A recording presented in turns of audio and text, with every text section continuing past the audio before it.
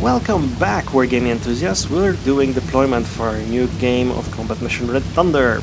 So let's see what my troop disposition actually is, if the camera cooperates. Alright, so first thing you can see straight off the bat is we've got 4 tanks stationed basically in the middle of the map. These tanks are the platoon, so the structure is just that of the platoon. There's a platoon HQ and 3 tanks. 2 tanks and 1 assault gun. These are going to be our main striking force, and they're deployed here not because they're going to necessarily advance on the east road, on this road here, although they might, but mostly because it gives us the opportunity to redeploy them,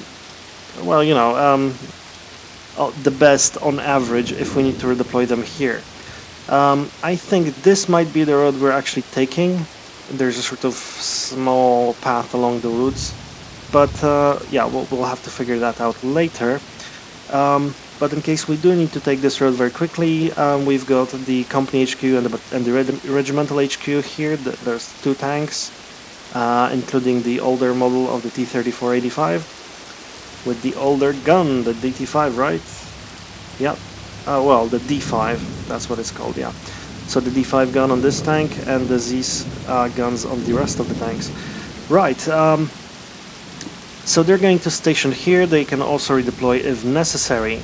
As far as our infantry is concerned, we've got a squad in the middle, we've got 2 squads to the left, and also the platoon HQ on the left, and we've got a bunch of specialist units over here on the right.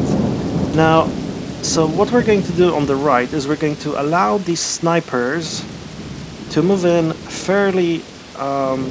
fairly long way across the map over here and position themselves somewhere among the woods and scout for us.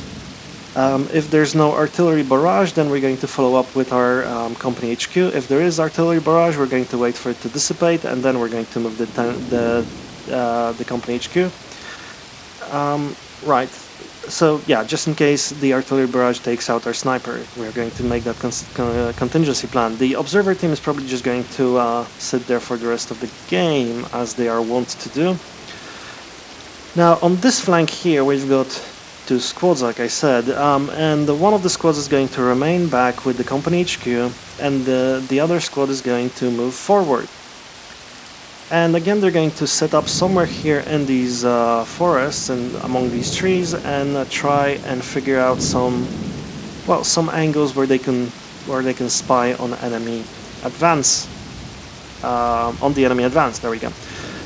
The team in the middle is not going to move initially. However, we might use them as scouts. We might use them somewhere in the middle of the map, and again make them figure out where the enemy is moving.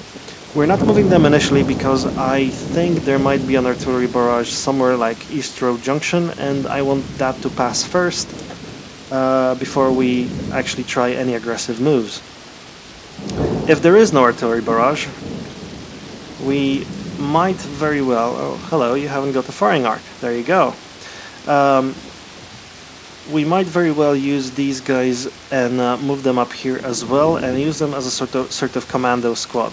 They're veterans, they're actually very well motivated, so we can use them potentially to move across the river somewhere here and move on to the other side and try to get them behind enemy lines. I don't know how well the enemy is going to be staffed with infantry, stuff like that, but if he invests mostly in tanks, then we might have a shot of getting around sort of into this area, and from here we could actually try and put someone on the West Road Junction, just cause some havoc in the back. Well, we can do this sort of thing and exploit it as possible. Now, what we are really doing is we are waiting for the enemy to advance sufficiently far for us to be able to maybe use a superior position. So, for instance, we could allow the enemy to take Southbridge and then counterattack. Counterattacking at Southbridge has the advantage of us having a superior view of the battlefield, rather than having to contend with the enemy across a river to which we both have equal access and equal vantage points. So if we can get the enemy to cross the river to our side, we might be able to use that to our advantage. So we will be trying to do that as best we can.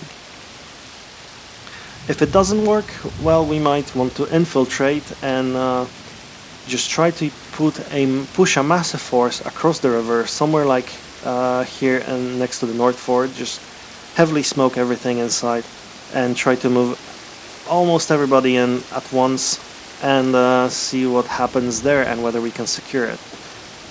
Right.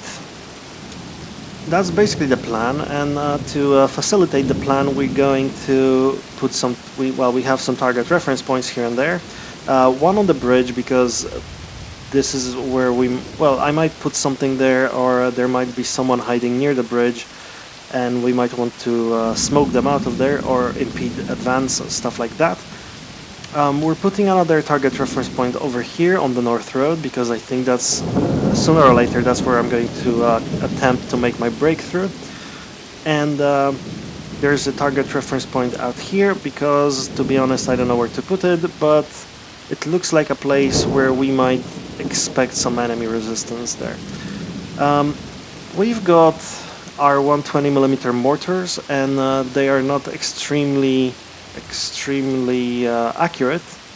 However, there's a lot of them and they can provide quite a punch, so we can try area fire over here at those target reference points at any time. But initially what we're going to do with our mortars is this.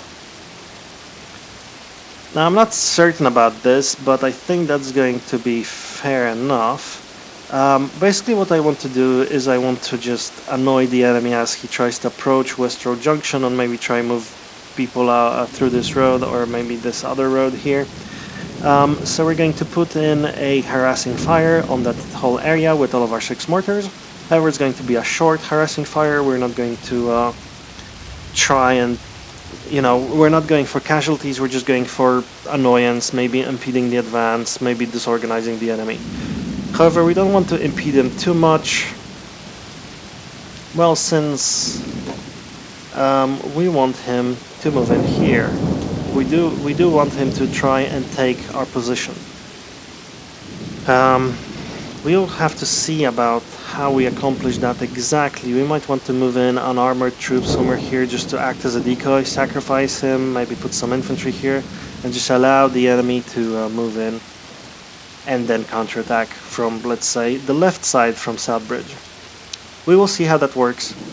It's mostly going to, but yeah. So, kind of the idea of the plan I'm forming here is going to be responding to enemy actions. Now, Mirek is actually a very careful opponent, so he will probably not do a sort of charge ahead. He will probably move rather slowly forward and try to secure positions before he moves on.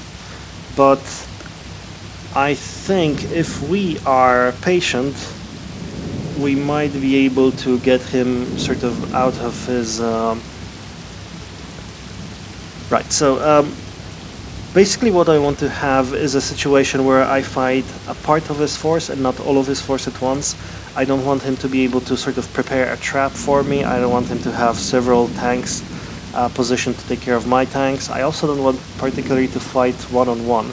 So I'm trying to set up a situation where he has to move some of his units forward, and I in turn can then destroy them in detail.